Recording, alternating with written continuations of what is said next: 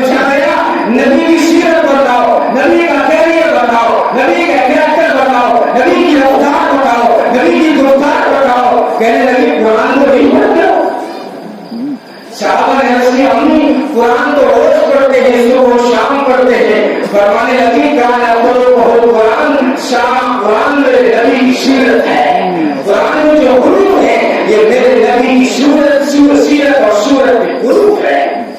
نبی کا چہرہ والضحا، نبی کا چہرہ والضحا قرآن بولے گا والضحا، نبی کا چہرہ والضحا، نبی کی زلفیں واللیل، نبی کا سینہ المشرق صدر، نبی کی مشق الذی انقض ظہرک، الذی انقض ظہرک، اور نبی کی شان ورفعنا لک ذکرک، اور نبی کی آنکھیں ورفعنا البصر، نبی کا زمانہ والعصر، نبی کا خزانہ انا اعطیناک الکوثر، اور نبی کے دشمن کا انجام هو الابتر، هو الابتر صلی اللہ علیہ وسلم، صلی اللہ علیہ وسلم. تو دوستو یہ ایسا آئیڈیا دیا اللہ تعالیٰ نے کہ اگر میں صرف چہرے کو لے لوں اور اس کی روایتوں کو اکٹھا کرنا شروع کروں تو پھر صبح کی اذانیں تو ہو سکتی ہیں، میرا گلا تو بیٹھ سکتا ہے، یہ زبان تک سکتی ہے، سننے والے کان پڑھ سکتے ہیں، لیکن نبی کی سیرت کبھی ختم نہیں ہو سکتی.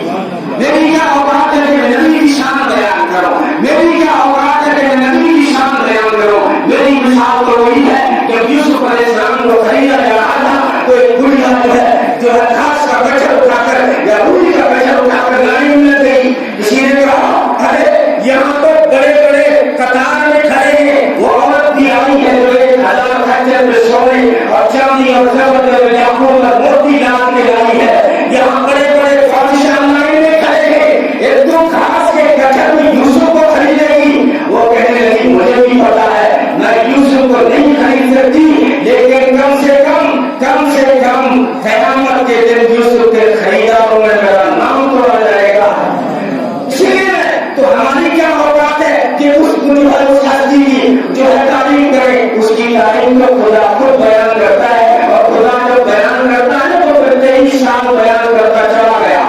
یہ قرآن کے جو 30 پارے ہیں یہ اسی محمد کے حسن کے نظارے ہیں، صلی اللہ علیہ وسلم، صلی اللہ علیہ وسلم، صلی اللہ علیہ وسلم، صلی اللہ علیہ وسلم. تو میں کہہ رہا تھا وہ چہرہ جس کے بارے میں نے کہا جہاں ہو کر ہاتھوں میں کمر ایسا لگتا تھا کہ چاند کا ٹکڑا ہے. تو برابر آخر نے کہا یوں نہ ہو کہ وہ چاند کا ٹکڑا ہے، یوں کہو نا کہ پورا ماہ کامل نظر آتا ہے. ماں رہی تو شریعت کا تو احسن نہیں ہو، میری آنکھوں نے ان سے حسین کسی کو نہیں دیکھا. اور حضرت علی فرماتے تھے یہ دلالا ہو کہتا اللہ القمر لیلۃ البدر، چہرہ یوں دل میں لگتا تھا جیسے چودھویں کا چاند چمک رہا ہے. اور حضرت ابوبکر نے فرمایا علی میرے نبی کا چہرہ چودھویں کا ایسا چاند تھا جس کے آگے تاریخ کی آنکھ مچھلی کھیلنے پہ مجبور ہو جایا کرتی تھی، مجبور ہو جایا کرتی تھی. اور حضرت جابر بن سمرہ نے کہا فهو عندي احسن من القمر، وہ میرے نزدیک چاند سے بھی زیادہ حسین ہے. کسی شاعر نے کہا چاند سے تشبیہ دینا کوئی انصاف ہے؟ چاند میں ہی پرچھائیاں محمد کا چہرہ صاف ہے، صلی اللہ علیہ وسلم، صلی اللہ علیہ وسلم، صلی اللہ علیہ وسلم. تو پھر جو ہے حضرت جو ہے جابر بن سمرہ کہتے ہیں میں نے ایک رات جب دیکھا نا کہ ایک طرف آسمان کے دامن میں یہ تمہارا چاند چمک رہا تھا اور دوسری طرف مسجد نبوی کے آنگن میں سراج منیر سرخ کرنوں کے ساتھ نمودار تھا.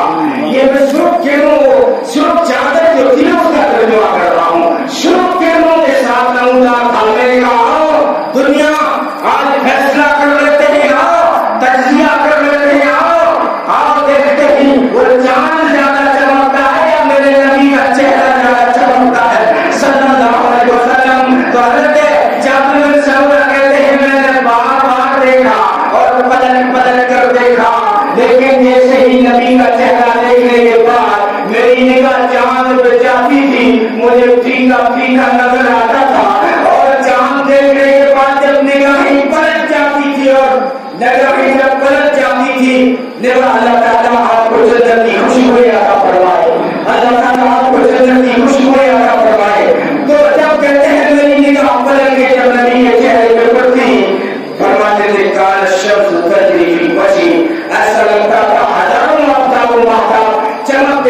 کے چلتے ہوئے میں نے